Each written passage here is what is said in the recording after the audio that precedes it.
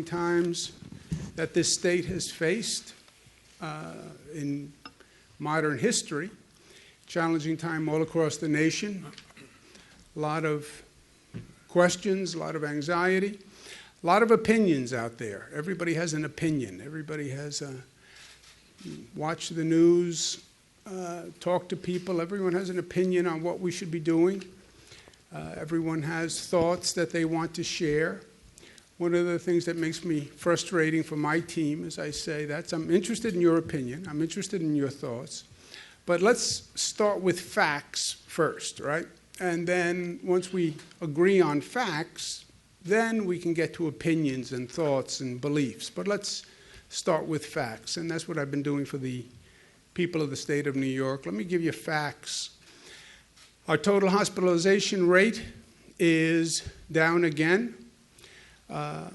You see this curve. We talked about it on the way up, which was a painful journey. We talked about it at the quote-unquote apex, which turned into more of a plateau, a flattening.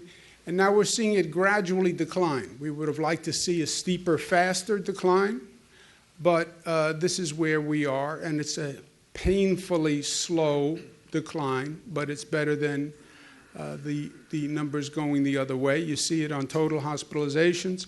You see it on intubations, and you see it also in the number of new cases per day. This is important because while we're seeing that hospitalization rate go down, and you see the number of new cases going down, those number of new cases are still problematic, right? So it means 600 new cases yesterday. With everything we've done, we still have 600 new cases yesterday, either walking in the door to hospitals or people who are in hospitals who were then diagnosed with COVID. But that number is also going down. One of the most stubborn situations and the most distressing are the number of deaths, and that is down from where we were, but it's still 232 yesterday, which is an unimaginable and painful reality that we have to deal with. And when people talk about how good things are going and the decline and the progress, that's all true. It's also true that 232 people were lost yesterday, and that's 232 families that are suffering today. Also a caution in the number of deaths. I know the reporters and everyone likes to trace these numbers and document these numbers. I think we're going to find, when all is said and done, that the numbers are much different than we actually thought they were. The amount of information that is now coming out that changes what we believed or what we were told happens almost on a daily basis. This was a virus that started in China. Now, last week, the CDC says, oh, it didn't come from China. It actually came from Europe to the East Coast. That's how it got to New York, and that's how it got to Chicago, et cetera. That by the time we turned off travel from China, the China travel ban, the virus was already gone. And it was in Europe, and then it came here from Europe. And we didn't know at the time, so February, March, flights were landing, people coming from Italy, from the UK, et cetera, they were bringing the virus. We didn't know. They're now saying that the virus may not have come just in February, March. The virus may have come late last year. They're doing testing in Chicago now on people who passed last November and December to see if they passed from the COVID virus. So I think this is all going to change over time. So a note of caution. And I think it's going to be worse when the final numbers are tallied. We're also not fully documenting all the at-home deaths that may be attributable to COVID. So I think that the reality is going to be actually worse. But there's no doubt it's a time of unprecedented anxiety, stress. People want answers. People want answers now. Haven't had a paycheck. They don't know where their job is. They don't know if they're going back to work, where they're going back to work, when they're going back to work, and they want answers now. And I understand that fully. But before we look for answers, let's make sure we're all understanding the same question, right? And the question here is not, do we open or reopen the society? When do we reopen it? We have to reopen the society. It's like asking, when do you start breathing? You have to breathe, right? The economy must function. People need incomes. The economy has to work. The state needs revenues. People have to be able to live their lives. You have to be able to get out of the house. You have to be able to see friends. You have to be able to see family.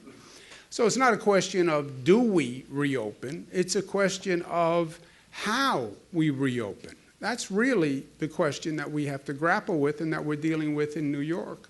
Our position in New York is the answer to the question, how do we reopen, is by following facts and data as opposed to emotion and politics, right?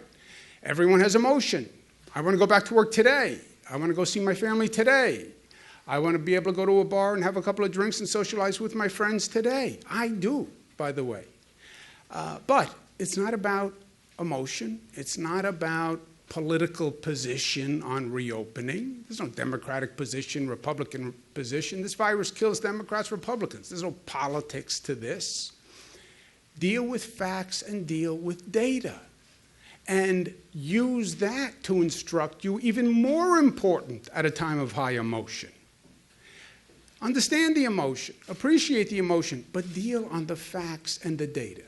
And you have it. You can calibrate by the number of hospitalizations, the infection rate, the number of deaths, the percentage of hospital capacity, the percentage that you're finding on antibody tests, the percentage you're finding on diagnostic tests, positive, negative.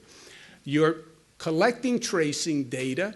Make your decisions based on the information and the data. That's what we're saying in New York. That actually works. And by the way, we know it works. When you look, there's a chart today that was published by the New York Times. You look at what's happening in New York, yes, our line is going down. Our number of cases is going down. We have turned the corner and we're on the decline. You take New York out of the national numbers, the numbers for the rest of the nation are going up. They are going up. To me, that vindicates what we're doing here in New York, which says, follow the science, follow the data, put the politics aside and the emotion aside. What we're doing here shows results. The hospitalization rate is down, the number of deaths is down, and the number of new cases is down. For me, I've been focusing on this number of new cases. That's where our health professionals are focused. Why? Because with everything we've done, closed schools, closed businesses, everybody shelter at home, all the precautions about wear a mask, wear gloves, et cetera, you still have 600 new cases that walked in the door yesterday. Week before that, we still saw 1,000 new cases every day. Where are those new cases still coming from? Because we've done everything we can to close down. How are you still generating 600 new cases every day? Where are they coming from? Again, let's look at the facts, let's look at the data, let's understand and see what we can do. So what we've done over the past few days is we asked hospitals, look at just those new cases who are coming in, right? Yesterday, 600 new cases. Where are those people coming from? And what can we learn from those people to further target and refine our strategy? When you look at where they're coming from, they're primarily coming from downstate New York, which is not surprising. Basically equally distributed. Long Island is 18%. So that's a number that jumps out at you. Rockland, Westchester, which is where we did have a problem, that's down to 11%. When you look at the racial breakdown of who's getting hospitalized, you see it's disproportionately minorities, disproportionately African American and Latino, again in downstate New York. Higher percentage male, 52-48. We don't know exactly why, but the virus doesn't discriminate generally. and a very high percentage comorbidities, which is what we've been talking about and which we understand, which is not a surprise. This is a surprise. Overwhelmingly, the people were at home, where there's been a lot of speculation about this. A lot of people, again, had opinions. A lot of people have been arguing where they come from and where we should be focusing. But if you notice, 18% of the people came from nursing homes. Less than 1% came from jail or prison. 2% came from the homeless population. 2% from other congregate facilities. But 66% of the people were at home, which is shocking to us. Disproportionately older. But by the way, older starts at 51 years old. I'm a little sensitive on this point. But if older starts at 51 years old, then that's a large number of us old folk in this state, in this country. So that whole vulnerable population being old, well, old is now 51 and up. So think about that. 60 to 70, 20%, 70 to 80, 19%. But 51 years old is old. Okay. Then I am very old. Transportation method, we thought maybe they were taking public transportation, and we've taken special precautions on public transportation, but actually no, because these people were literally at home. 2% took car services, 9% were driving their own vehicle. Only 4% were taking public transportation, 2% were walking. 84% were at home, literally. Were they working? No. They were retired or they were unemployed. Only 17% working. So that says they're not working, they're not traveling, they're predominantly downstate, predominantly minority, predominantly older, predominantly non-essential employees, and that's important. We were thinking that maybe we were going to find a higher percentage of essential employees who were getting sick because they were going to work, that these may be nurses, doctors, transit workers. That's not the case.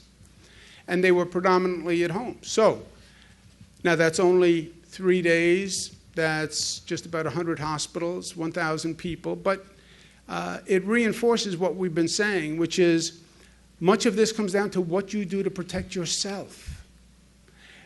Everything is closed down. Government has done everything it could. Society has done everything it could. Now it's up to you. Are you wearing the mask? Are you doing the hand sanitizer? If you have younger people who are visiting you and may be out there and may be less diligent with the social distancing, are you staying away from older people, older starting at 51, by the way? But it comes down to personal behavior. This is not a group that we can target with this information. It's really about personal behavior. Another issue that we're looking at and we're trying to understand what is happening in these hotspot clusters that you see popping up. You see it happening across the country in meat plants, where you have a significant number of people getting infected, and there's now a meat shortage in the nation. Well, we have a hotspot in New York State. We have a hotspot in upstate New York, Madison and Oneida counties. And it's around an agricultural business, but it's not a meat processing plant. It's actually a greenhouse farm. And we have dozens of cases coming from the employees in this situation.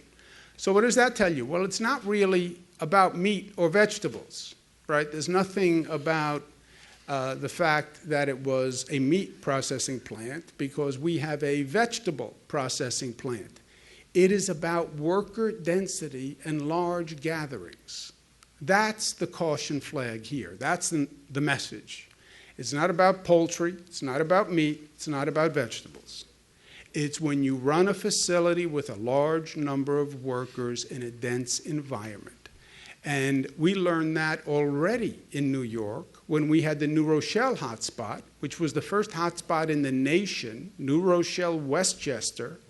And the lesson was 1 or 2 people infected, who go to a large gathering or a dense gathering, that virus just takes off on you. And we learned that in New Rochelle. They're learning it again in meat processing plants and poultry processing plants across the nation. And we just went through it again and we're going through it now in Madison and Oneida counties. So that's something that we have to watch and keep in mind. Also, at the same time that we're going through this reopening exercise, I want to make sure we don't miss the opportunity in the moment. And the opportunity in the moment is that we went all through this. Let's learn the lessons and let's take this moment in history to actually improve from where we are and to build back better. I want to set the bar high and set the goal of not just replacing what we did. Okay, everybody go back to where we were. I don't want to say that we spent all this time, all this pain, all this suffering, lost all these deaths, only to go back to where we were. Go back to a better place. How do you find the silver lining in this viral storm and actually improve your situation? We're on Long Island. We went through Superstorm Sandy. It was horrendous. Thousands of people displaced. But we learned and we built back better. Long Island is better for having gone through Hurricane Sandy. Well, how can you say that? Because it's a fact. We learned, we improved from a horrendous situation. Well, how do we do that here? And that's part of what we want to do. You know, people talk about making changes in society. Change is very hard to make. Change is hard in your own personal life, right? How many New Year's resolutions did we make as a society that are still in effect here in May, right? I was supposed to lose 5 pounds. I was supposed to be running every day. I was supposed to never lose my temper. Forget it, 1 week, maybe 10 days for the temper. But history does show that people are ready for change at certain moments. And I believe this is one of those moments, like a Superstorm Sandy, like a 9/11, like we've seen after natural disasters around the country, where people say, I get it, and I'm ready to make changes. And that's what we want to do. And that's what we talk about when we say, look, it's not just about reopening. It's about rebuilding. It's literally about reimagining and moving the state forward at this moment. And we want to do that. How do we come up with a better transportation system? How do we have more social equity in society, a better safety system, better housing, better economy, better education, better healthcare system? And we need the best minds available to take this moment, to put together with the best thinking that we can find to make the best improvement. One of the lessons is in public health and our hospital system. We worked in an impossible situation when this started. We were told that we may need 130,000 hospital beds for COVID. That was the initial projections. We only have 50,000 hospital beds in the state. How do you get 50,000 hospital beds to a 130,000 capacity? It was impossible. And by the way, we don't really have a public health system. We have separate hospitals all across the state. But they don't really function as one system. They never really work together on a day-to-day basis. They don't share patient load. They don't share PPE. How do you do that? And we scrambled and we made it work. But now how do we institutionalize that? And how are we ready for the next COVID or the next whatever it is? How do we use telemedicine better? How do we better allocate our health resources? How do we harden the healthcare system? But let's take the lessons we just learned and institutionalize it.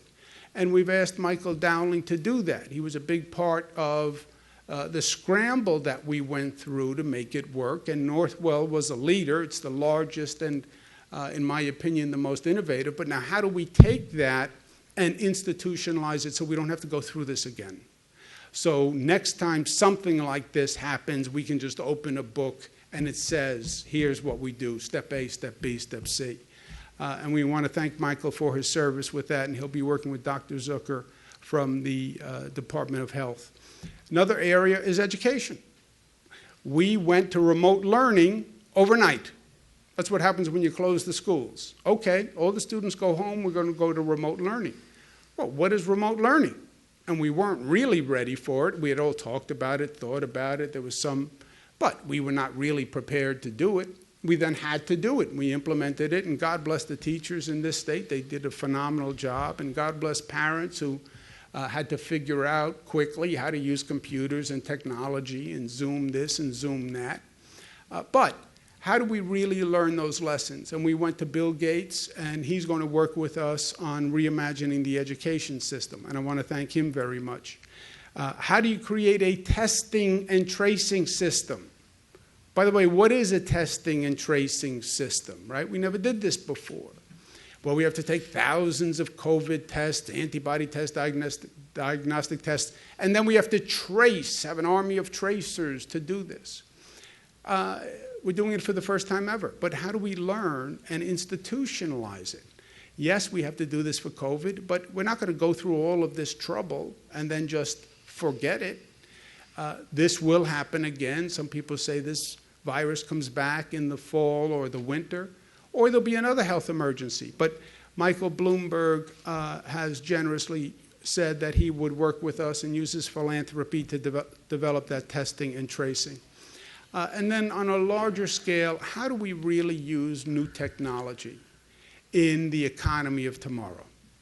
And that's the lesson that we're all learning, right? Work from home, telemedicine, teleeducation. It's all about technology and a better use of technology and really incorporating the lessons into that. And probably the best mind in this country, if not on the globe, to do this is, I believe, a true visionary, especially in the field of technology, and that's Eric Schmidt, who was former CEO of Google, obviously, and just saw a future that no one else envisioned and then developed a way to get there. And we've asked him to come work with us to bring that kind of visionary aspect to government and society. Let's look at what we just went through. Let's anticipate a future through that lens and tell us how we can incorporate these lessons. And Mr. Schmidt, who has tremendous demands on his talent and his time, has agreed to help us and head an effort to do this. Eric, thank you so much for doing this, and thank you so much for being with us. Well, thank you. Thank you, Governor. You have been doing an incredible job for our state and frankly for the nation, and I'm really pleased to help. The first priorities of what we're trying to do are focused on telehealth, remote learning, and broadband. We can take this terrible disaster and accelerate all of those in ways that will make things much, much better. The solutions that we have to come up with have to help the people most in need. People are in different situations throughout the state. We need to consider all of them and not pick one or the other. So the intent is to be very inclusive and make this thing better. We need to look for solutions that can be presented now and accelerated and use technology to make things better. My own view is that these moments are a chance to revisit things that are not getting enough attention, and we have systems that need to be updating and need to be reviewed. My commitment is to make this period, this sort of awful period, to be a period, as you described in Long Island, where New York State, New York City, everyone comes out stronger. The public-private partnerships that are possible with the intelligence of the New Yorkers is extraordinary. It needs to be unleashed. Well, great. You are the person to help us do that. We are all ready. We're all in. We are New Yorkers, so we're aggressive about it and we're ambitious about it. And I think we get it, Eric. You know, we went through this period and we realized that change is not only imminent, but it can actually be a friend if done the right way. And I hope that when we look back on this time, we talk about all the pain, all the suffering, but we also say it was a moment in time where we came together and we brought a creative aspect and an innovative aspect, and we worked together in ways we never did before. And we made this place a better place. And I can't thank you enough for doing it. Eric, thank you very much. I look forward to continuing the conversation and working together. Mr. Schmidt, thank you. Okay. Thank you, Governor. Thank you. That is exciting. Last point today is National Nurses Day, as you know. Nobody knows better than New Yorkers how our nurses really stepped up with our healthcare professionals. You know, when the pressure is on in our lives, you wind up seeing the best and the worst in people, and heroes rise to the occasion. And that's what we saw here in the state of New York. Our frontline healthcare workers were just extraordinary, showing up every day, working impossible hours, a virus that nobody understood, fear of infection, but they just kept rising to the occasion. And that's why New York and the nation just loves all our healthcare workers, but our nurses especially have done a phenomenal job. And we thank them from the bottom of our hearts. And JetBlue had a beautiful idea of a way to say thank you, which is donating round-trip flights to 100,000 medical personnel and nurses to honor their efforts. Isn't that a beautiful thing? 10,000 to New York medical professionals. Michael Dowling is not eligible for that situation, but other than that, because we need him here in New York. But it's a nice way that JetBlue is saying thank you, and all of us will find our own way to say thank you. But I'm sure every New Yorker joins me in saying thank you, thank you, thank you from the bottom of our heart. To all the nurses who are here today, God bless you. And thank you for getting us through this. And thank you for being New York tough, which is not just tough, but smart and disciplined and unified and loving. God bless you. Questions? Yes, about reopening. So along the way, you've rubber stamped some things that you could say make common sense, like golf courses. You know, you were asked about drive-in theaters. You said, hey, that might be a good idea.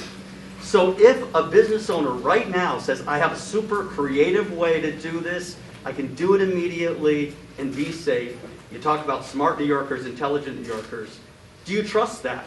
And do you move forward with other things? Yeah. Piecemeal, maybe.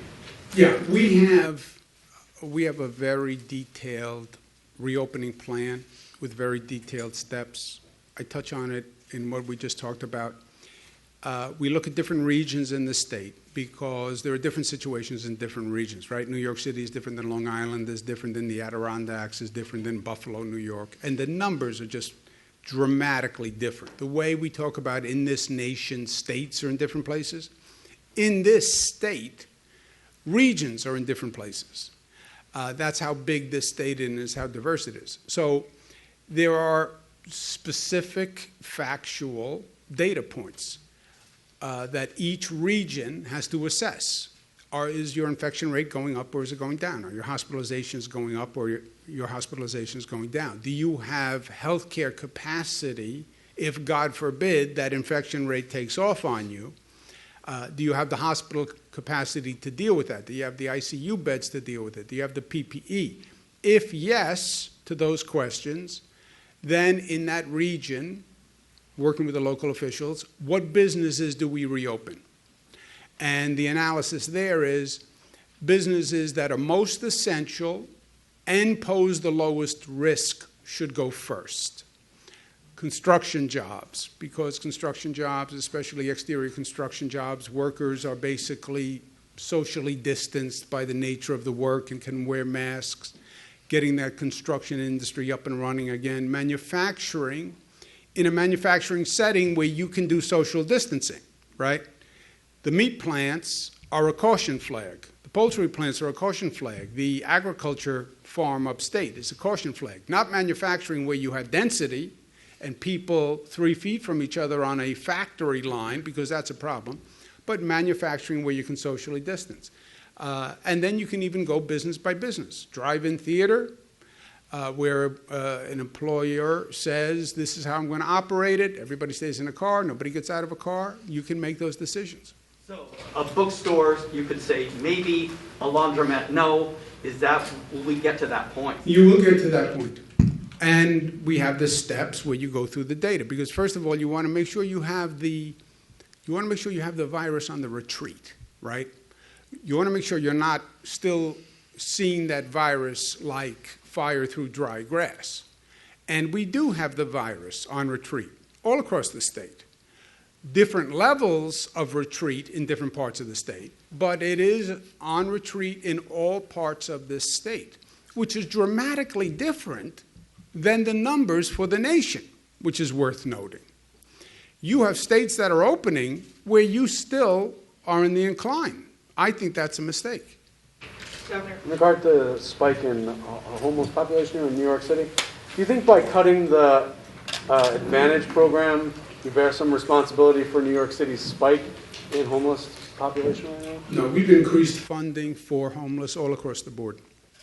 Local governments then decide what the best programs are for that locality. It's different in Nassau, different in Suffolk, different in New York City. But we've increased funding dramatically, exponentially.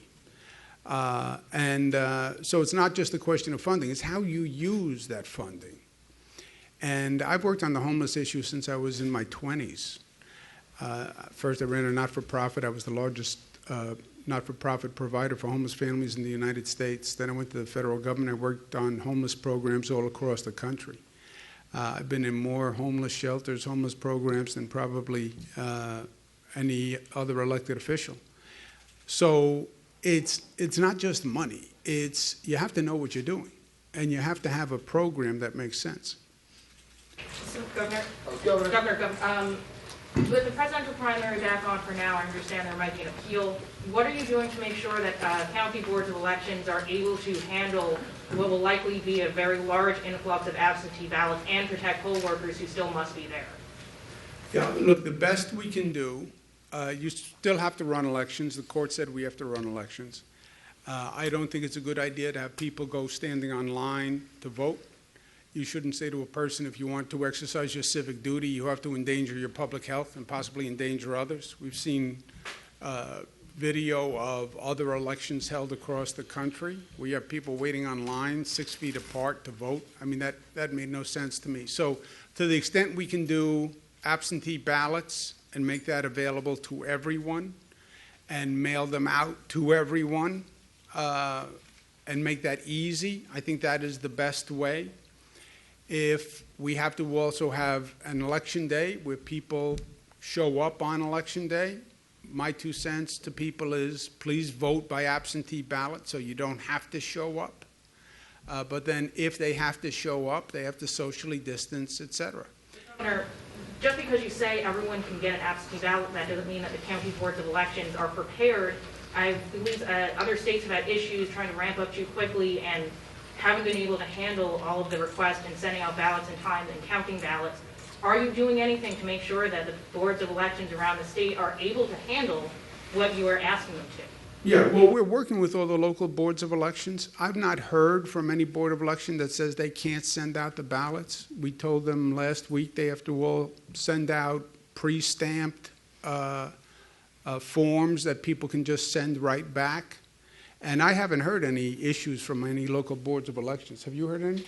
We're working closely with the local county board of elections as well as the heads of the Democratic and Republican Party to make sure everyone has confidence in how the elections are being held. There is a very real possibility that certain elections won't be called on election night. That is a reality people should prepare for because, as you said, the hope is the majority of the people are going to be mailing in their absentee ballot. And so we want to make sure that the counting process is done right and it's thorough and that people continue to have confidence and faith in democracy. And so that may mean that certain elections are called a couple of days afterwards to make sure the counts are done properly. In terms of helping to support the county boards of elections, one of the things we've discussed internally, if it's something that they need, is supplementing with the National Guard. And seeing if the National Guard can step in and help where we know that there may be issues. But it is something that we're focused on and continuing to talk to the county boards about on a consistent basis. Do you plan to continue this for November? The executive order is only for June 23rd. Who knows? Tell me what happens with the pandemic between now and November, and I'll answer the question. You talked about, you already said that the East Coast strain is different than the West Coast strain. And I've read that the East Coast strain is a lot more contagious than the West Coast strain. Do you have any understanding of whether people can be reinfected East Coast to West Coast or even within our region, and whether the antibody test is any indication of a person's immunity? Okay, you're now beyond my pay grade on information, so I'm going to refer the question to Dr. Zucker. But just for what I know, and what I believe I said. Originally, we were told the virus came from China, right? And everything was stop the virus from China and China travel ban. CDC comes out last week and says, oh no, it didn't come from China. It went from China to Europe and then from Europe to New York, which is a dramatically different situation because we were sitting here in New York, February, March, watching China. And the federal government came in and they were at all our airports screening everybody from China. Nobody screened people coming from Europe. And now it turns out there were like 2 million people who came from Europe during that time. And they landed at JFK, they landed at Newark Airport, some went to Chicago, that's where the flights go. And then they just mixed into society, and then you have New York, which is one of the most dense communities in the country, and the virus took off. Nobody said it was coming from Europe, right? Visitors from Europe walked right through the airport. Nobody said to New Yorkers, be careful if you just with somebody who came from Italy, be careful, they may have the virus. Nobody said that. So it was totally new. I can't speak to the East Coast strain versus the West Coast strain. On the antibodies, there was an initial thought that if you had gotten the virus and you had the antibodies, that you would be immune to another infection.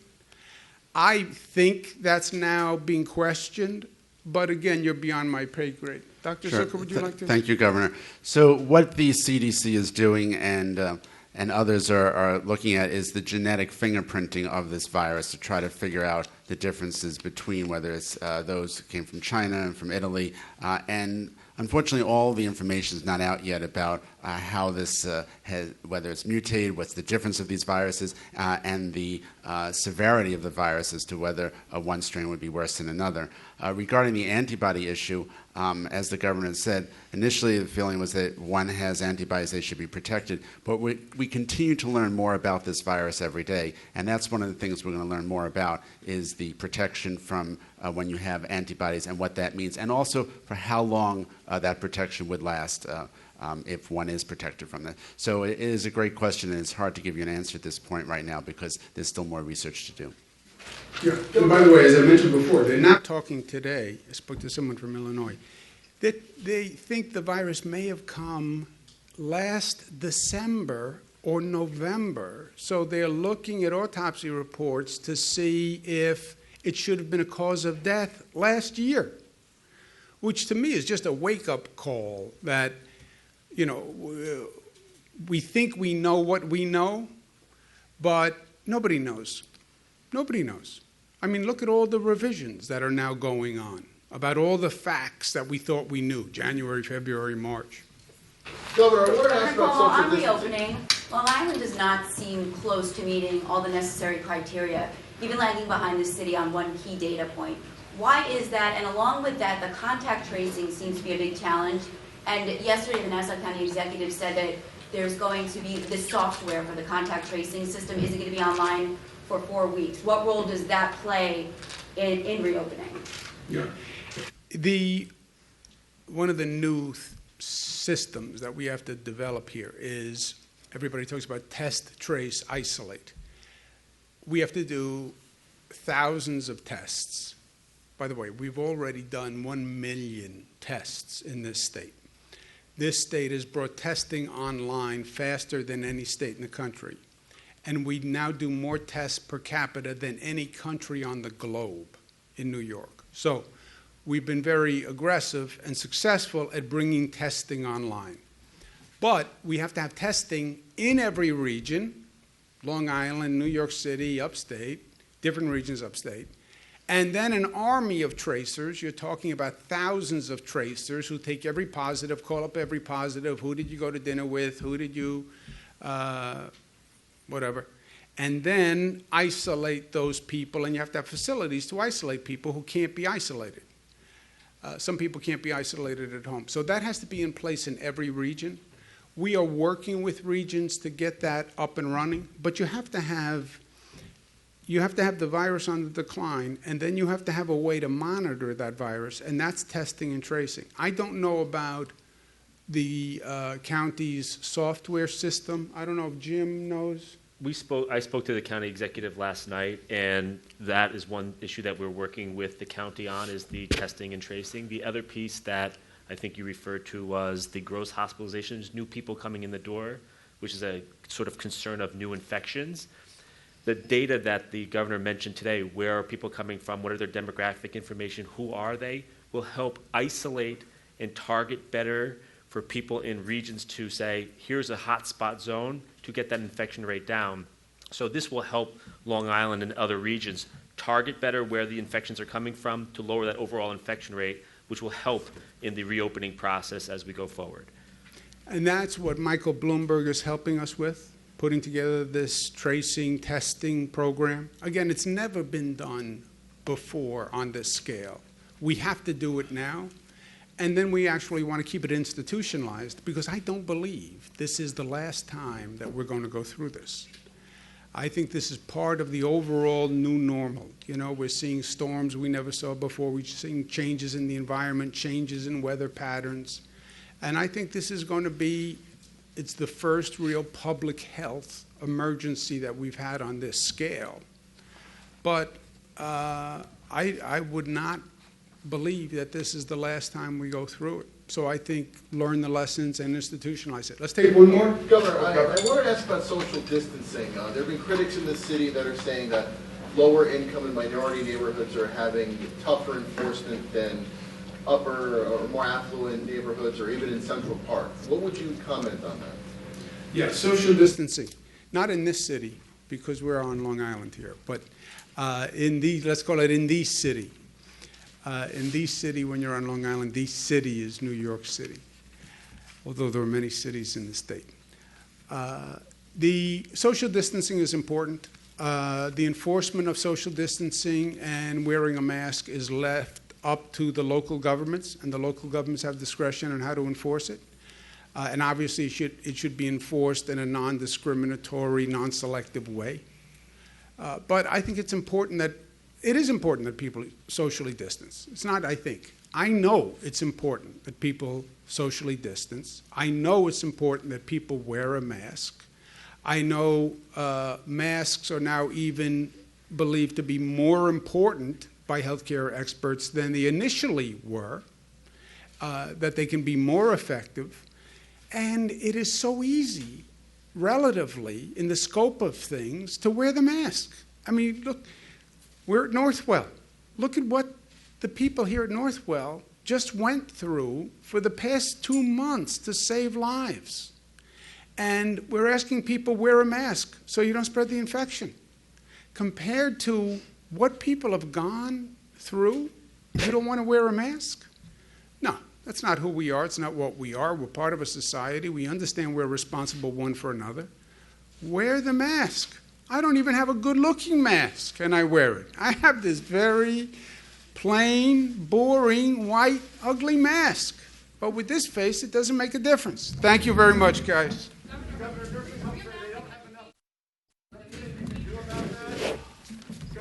Don't say they don't have enough They PPE. should call the Department of Health. We have PPE, and we can help them get it. Governor, have you talked to unions or teachers about the reimagining of education?